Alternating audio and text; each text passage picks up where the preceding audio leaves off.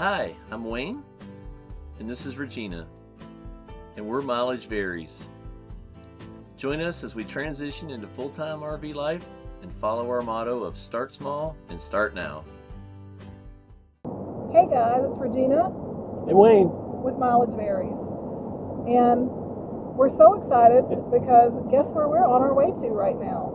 That's right, we're on our way to pick up our step 2, and that is our travel trailer. We have a brand new rig waiting for us in Bunker Hill, Indiana, and we are on our way to pick it up. We pick it up in the morning, and we are super excited. Yes, we are. I can't wait. So we just left Asheville. We stopped at the rest area and had some lunch. And now we have a long drive through what's left of Hurricane Laura. And it seems very surreal to us because we've been planning this for I don't even know while. how long. Yeah, we've been planning The it for a seed was, while. what, 15 years ago? I don't even know. Yeah, 15 years we've been kind of wanting to take this step, and now that it's finally here, it just seems like, I don't think the reality of it has really sunk in yet, but I'm sure it will. So we wanted to talk a little bit about how we chose the trailer, which was funny. Quite the experience. Yeah. Different than what we thought. We imagined, yeah, because COVID really threw a curveball, and not just because so many people are buying campers now. We've looked and researched, and she has an enormous spreadsheet that we'll probably put up sometime. Maybe it'll help somebody else. We'll put it on our blog or something, so you guys can access it, because it's a lot of information and stuff that mattered to us. I don't know if it'll. Well, I think when I created it, the thing that I was thinking about is there are so many options out there when you're looking at travel trailers, as far as the size, as far as the options that you want, the different manufacturers. There's just so many options out there, and so we decided that we were just going to make a spreadsheet and kind of find the ones that we really liked, really didn't like, so we would remember, oh, we already looked at that one and here's what we didn't like. So we kind of started making notes about what we did and didn't like about each particular travel trailer that we were looking at, as well as the price and the features that it had or didn't have, and using that as a way to kind of start comparing the two, because it was just so overwhelming, and I feel like that really helped. But do you want to talk about the rest?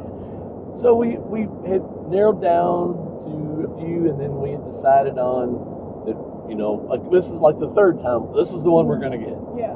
So we finally decided on the Gray Wolf 202 RDSE. And the reason? Tell the reason. Yeah, well, we watched Fate Unbound. That was one of the original people that we watched, and they have a Summerland. Or Summerland, yeah. Springdale, Summerland. And it's that model. It has the rear dining. It's pretty much the exact same model. And we liked the layout, and it looked comfortable, and it was small, and it was light, and lots of windows. Yeah, that view. If you haven't watched them, look at their remodel of it, and then some of the places they sit. They made a desk, and they sit at the desk and look. Oh, it's beautiful. Well, good luck finding one of those. But that is what we finally decided on, was that particular model, and yes, they're on the more inexpensive side, and so we thought, well, this is going to be our first travel trailer, so we're going to go with just like a lower end model, kind of just to see how it is and get used to it, and then maybe in a year or two we'll pick our next level travel trailer, and that just was not meant to be, evidently, because when we were looking. So it took us like 3 months to narrow it down to this particular trailer. And before I go into that, do you want to tell them why we picked that trailer, as far as like the features and the the Gray Wolves are pretty cool for the lower priced ones. They have a lot of high end stuff. They have the fantastic fans, or the whatever. They have the 12-volt refrigerators. They have some decent stuff in them, but I guess that's what people during COVID, since they couldn't travel like normal, I guess that's what's happened, is people have started buying travel trailers, because I guess it makes sense. It would be the best way to travel now. And that we were kind of like, there wasn't as much storage in that particular model as what we kind of had wanted. But we were also looking for something like what Fade Unbound did, and that is because we're, our goals are to be working from our travel trailer on the road. And we really liked how the whole back section could be removed, and you could be, fit in a desk or a double desk area to where we could work and still have that beautiful view to look out. So that's kind of what kind of made our decision. Not to mention it was short, it was lightweight. They had the 12-volt fridge for the, which was great for boondocking. So all of those things kind of went into our decision. And then we started looking for them, and there was really none available, at least not anywhere close to us. And then the one place that did have them because of COVID, they had jacked up the price like $4,000 or $5,000. And we're like, wow, if we're going to have to spend that amount of money, we might as well look at kind of our next class up camper. Yeah. And so that's what we did. So I think I'm going to have Wayne talk to you a little bit about the buying process, because as we've already discussed in one of our earlier videos, we kind of bought our tow vehicle completely online through a place called Carvana, and it was a super smooth experience. And because of COVID, our local area, we live in Asheville, North Carolina, our local area really did not have a big selection of smaller camper trailers. They had a lot of the larger travel trailers and a lot of the fifth wheels, but because of our tow vehicle, we were really looking for something, that would fall within the weight and the size that we were looking for. So we had to go outside of our area to do that, and since we had such a smooth experience getting our tow vehicle online, we decided to do the same thing for the camper. Wayne, do you want to talk a little bit more about that process? So I said we were looking for that 20 RDSE. Well, we called and we found some, and I would call up the dealership and they would say, oh, we just sold it, or oh, there's a pending offer, or it was just like one after the other after the other. So I started looking at other ones, and that's when we decided to upgrade some, to go with a little higher quality model and maybe a little bit bigger to get what we wanted. So about going bigger, we obviously had to get a little higher quality model with the lighter components and more of an ultralight type situation.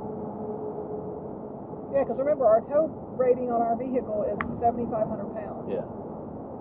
So I found what we were looking for, and they had to be the easiest sale they ever made. And I just basically, in RV, it's cheaper to buy it closer to where they're made.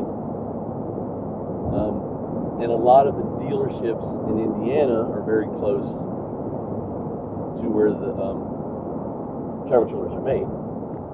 We found a good deal there at RV Dynasty. So I called them, and they actually had two that we were considering. They also had another gray wolf, and I can't remember which one it was. 23 MK. Yeah, the MK. So we were considering that one as well. So I called them and talked to their sales manager, I believe. She was great. Oh yeah, really good, very helpful. Just kind of steered us the way we went, just for what we were looking for. She made some recommendations. So I said, okay, do you have one? Yeah, is it still available? She said that it was, and I said, okay, I'll take it. So really, he's such a pushover, right? Yeah, I am. So if you see me coming, please don't take too bad of advantage of me. But they did. We got a good deal on it. They've been very helpful. So after I told them I wanted it, I just filled out their online credit application, and they ran with it from there. I got a call or an email the next day or two. I think it was the next day, or maybe later that day. I can't remember exactly. But he just sent the documents over on DocuSign. We put down a $500 deposit, and now we just go pick it up and sign the rest of the paperwork. They would have delivered it too. We could have just had it delivered. The delivery fee is $2 a mile, and we thought it would be fun to go up there and get it. And get some practice driving it and see how everything is. Because right now where we are living, although we have a decent sized yard, it's very sloped on both sides, so we don't really have a flat place at our home store the trailer right now. So we are going to have to keep it at a friend's until we're ready to go. Who does have a nice flat yard, and she's going to let us keep our new travel trailer there until we're ready to take off. And plus, by going to the dealership, we get the orientation thing where they take you through and they show you how everything works, where everything is, that kind of thing. So, and they're going to put the hitch on my truck. I bought a Reese weight distribution hitch, so they said that there was no problem, that they're going to put that on the truck for me as well.